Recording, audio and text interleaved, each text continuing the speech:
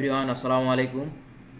আজকে আমরা যে কাজটি শিখব সেটা হচ্ছে একটা পুরাতন ল্যাপটপের ব্যাটারি হেলথ কতটুকু আছে, কত পার্সেন্ট আছে সেটা আমরা বের করা শিখব।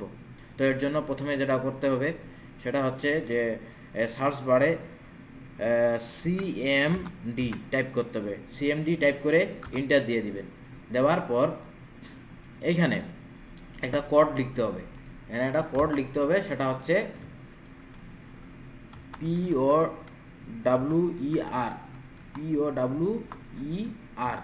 পাওয়ার CFG POWER CFG। তারপরে একটা স্পেস দিবেন, স্পেস দিয়ে স্ল্যাশ স্ল্যাশ দিয়ে battery BATTERY battery report REPORT কি লিখবো? প্রথমে হলো পাওয়ার POWER CFG দিয়ে একটা স্পেস দিব, দেওয়ার পর একটা স্ল্যাশ দিয়ে ব্যাটারি রিপোর্ট BATTERY দেওয়ার পর ইন্টার দিয়ে দেবো।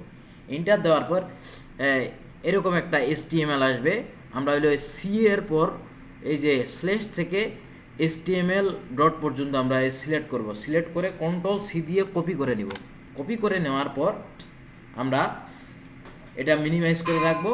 করার পর এই যে দিস পিসিতে বা মাই কম্পিউটার যেটা থাকে ওখানে গিয়ে এটা ব্যাক স্পেস দিয়ে উঠাই দেওয়ার পর এখানে পেস্ট করে দেবো। যে কপি করলাম ইউআরএলটা পেস্ট করে দিয়ে এখানে ইন্টার দিয়ে দেবো।